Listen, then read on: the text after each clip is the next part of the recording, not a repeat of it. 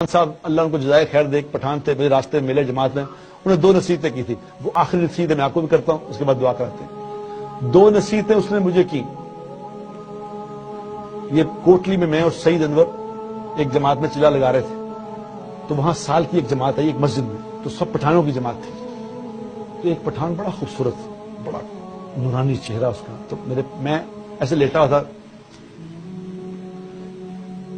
Carpet type تھا، carpet ہی کہہ سکتے ہیں اسے، جیسے صف سی تھی، وہ اس پہ لیٹا ہوا تھا.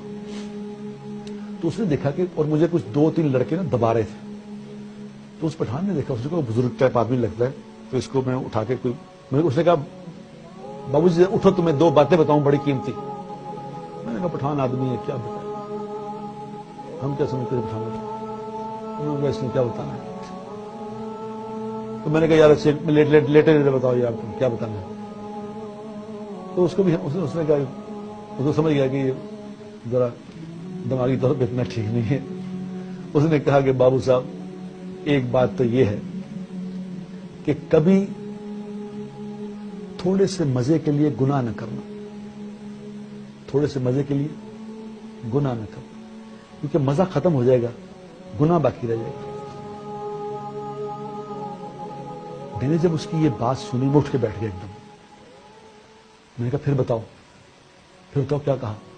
اس نے کہا میں نے کہا تھوڑے سے مزے کے لیے کبھی گناہ نہ کرنا، مزہ ختم ہو جائے گا، گناہ تمہارے ساتھ چلے گا، تمہارے ساتھ چلے گا. مزہ تو کتنی دیر، گناہ کا مزہ کتنی دیر چلے گا، وہ ختم ہو جائے گا، پھر گناہ چلے گا. تمہیں کہاں تک چلے گا؟ قبر میں تمہارے ساتھ جائے گا، حشر میں تمہارے ساتھ کھڑا ہوگا، جہنم میں چھوڑ کے آئے گا وہ مزہ. میں نے کہا دوسری بات بتاؤ.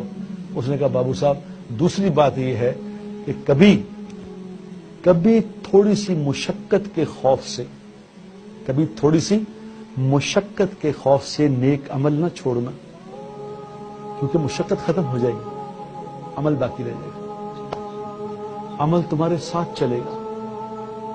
رات کو کبھی اٹھنے کو دل نہ چاہے، نماز پہ تہجد پڑھنے کو دل نہ چاہے، تو یہ یاد کر لینا یہ مشقت ختم ہو جانی ہے، لیکن یہ عمل ساتھ چلے گا، قبر میں ساتھ کھڑا ہوگا، حشر میں ساتھ کھڑا ہوگا، جنت میں چھوڑ کے آئے گا.